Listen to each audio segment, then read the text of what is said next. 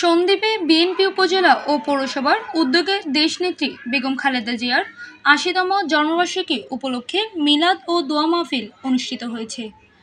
অনুষ্ঠানটি অনুষ্ঠিত হয় উপজেলা বিএনপি কার্যালয়ে। চট্টগ্রাম উত্তর জেলা বিএনপির সাবেক যুগ্ম আহ্বায়ক ইঞ্জি বেলায়েত হোসেনের অনুষ্ঠানের পরিচালনা করেন। দোয়া পরিচালনা করেন চট্টগ্রাম মহানগর বিএনপির সাবেক সভাপতি ও সাবেক কেন্দ্রীয় সাংগঠনিক সম্পাদক city mayor doctor Shahadat Hossain. আমিন। হে মহান রব্বুল আলামিন, আজকে আপনারা জানেন আমাদের দেশনেত্রী বেগম খালেদা জিয়া উনি অসুস্থ।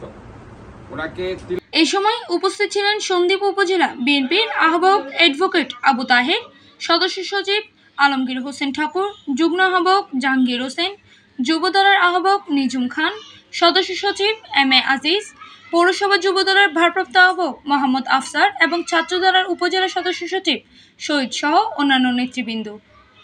মাহফিলে বেগম খালেদা জিয়ার দীর্ঘ রাজনৈতিক অবদান এবং দেশের জন্য তার অবদান স্মরণ করে দোয়া ও নেক কামনার মাধ্যমে তার সুস্থতা ও দীর্ঘায়ুর জন্য প্রার্থনা করা হয়। ওনার লিভার ড্যামেজ হয়ে গেছে, সেই জন্য ওনার যে একটা অপারেশন ওই সময় দরকার ছিল, ওনাকে যেতে দেওয়া হয়।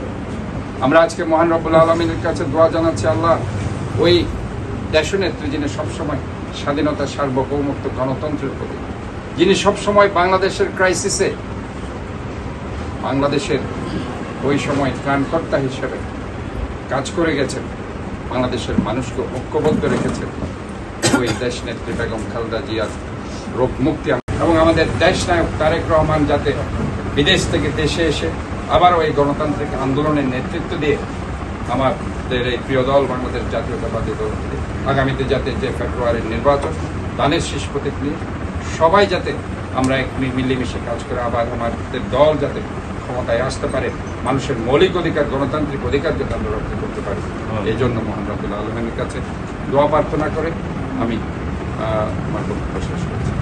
আসসালামু আলাইকুম ওয়া রাহমাতুল্লাহ। Desk news, PI ৭২ TV.